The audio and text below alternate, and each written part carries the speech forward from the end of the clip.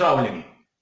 Dogajanje na progi v Spaju v Belgiji je v polnem teku in začnimo s tistimi najbolj zanimivimi novicami. Najprej to, da kot v vsaki dobri srhljivki se je gospod Storej vrnil v sedlo. Izpisi iz registra kažejo, da je največji lastnik podjetja in tudi novi direktor. Kako bo to vplivalo na razmerje med ekipo Haas in pokroviteljem Rich Energy, mislim, da bomo kar hitro izvedeli v naslednjih dneh oziroma naslednjih tednih. A začnimo z malce bolj tehničnimi zadevami, bolj zanimivimi.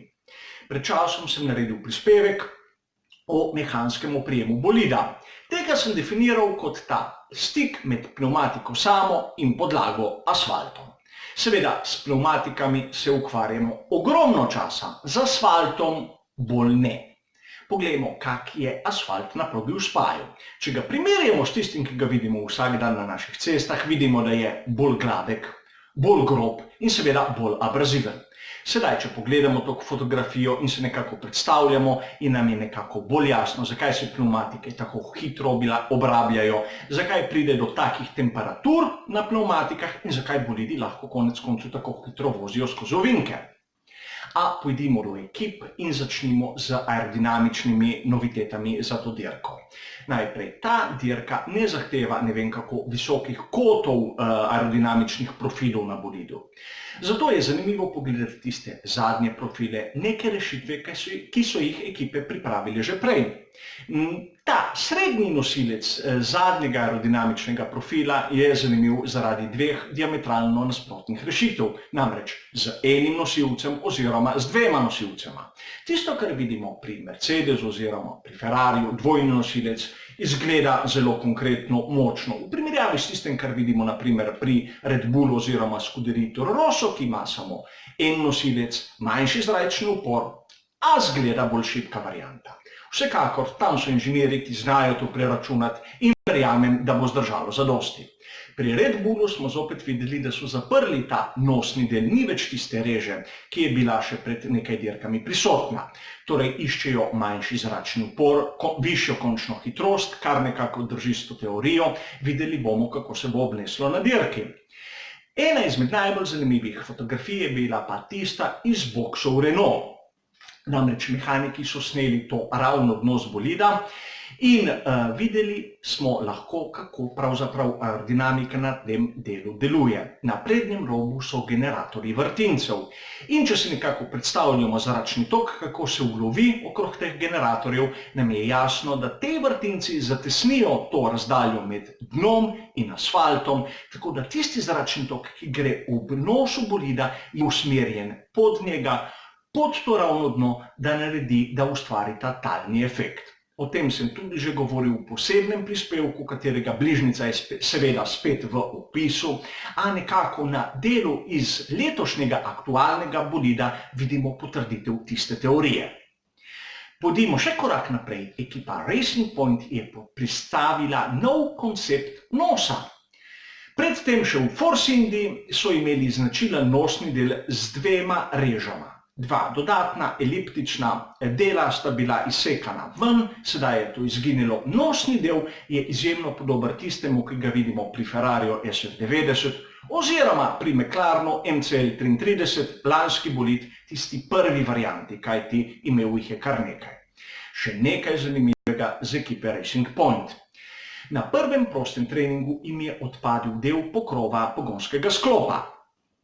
Se zgodi nič kaj takega, te pokrovi so sestavljeni iz več delov, morda kakšen ni bil prav pritrjen, popustila kakšna sponka, prišlo do take vibracije.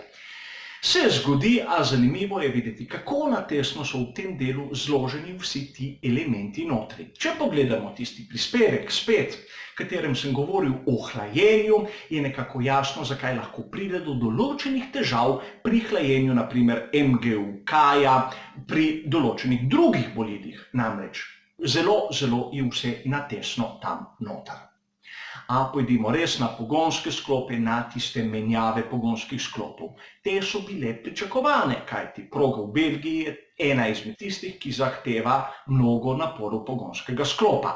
In seveda pri Hondi so prišli z novo izpeljanko.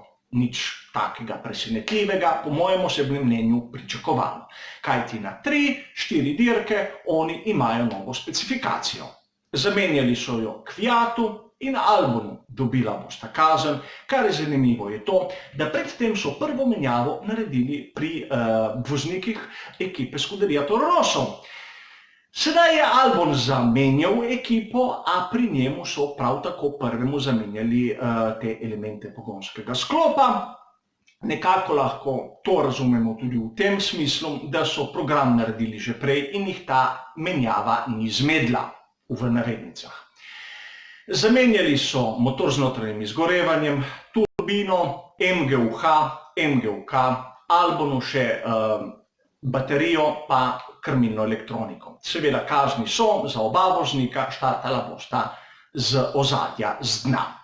Pri Renaultu nov motor z notranjim izgorevanjem za oba voznika tovarniške ekipe in Sainza.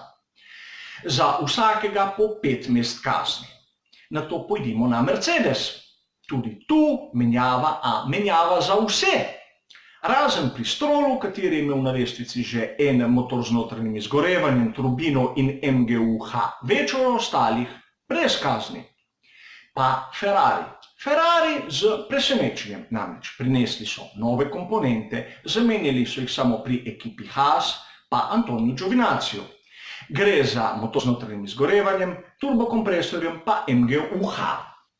Brez kazni, a zanimivo je to, da tisti motor z notranjim izgorevanjem na bolidih tovarniškega moštva je v bolidih že od velike nagrade Španije.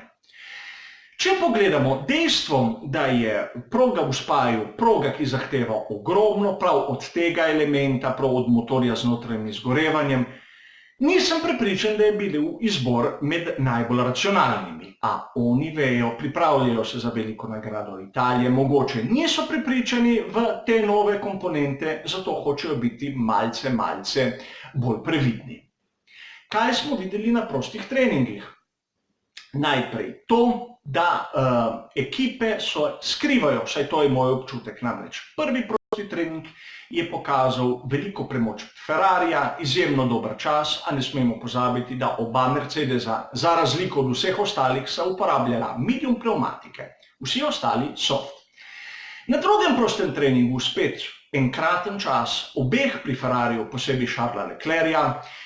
Mislim, da Mercedesi niso 80-ink za Ferrarijem, a treba je poznati še eno dejstvo. Ne samo, da so bili Mercedesi dobrih 80-ink za najboljšim Ferrarijem, tudi najboljši Ferrari je bil približno 80-ink za tistim najboljšim časom drugega prostega treninga lanske sezone. Napoved za nedeljo je precejšnja ohladitev, zato ekipe lahko iščejo nastavitve, ki bojo delovale v nedeljo in ne v petek na prostem treningu, kateri konec koncu ne razdeli nobene točke. Seveda, na kvalifikacijah jutri pričakujem manjšo prednost Ferrarija. Manjšo, ne tako veliko, a videli bomo, kako se bo vse obrnilo. Jaz bom prisoten na Facebook strani Badgers Way 15 minut pred tretjo z streaming prenosom komentarja v živo, kar se bo dogajalo, seveda z zadnjimi novicami. Potem bom pa naredil tisto zadnjo analizo, zadnji briefing z rezultati kvalifikacij in tistim ritmom, ki ga bomo videli iz drugega treninga, kako pričakujem, da se bo odvila tudi dirka, pa tu na YouTubeu. Vsekakor vabljeni, drugače pa hvala za vašo pozornost in nasvidenje.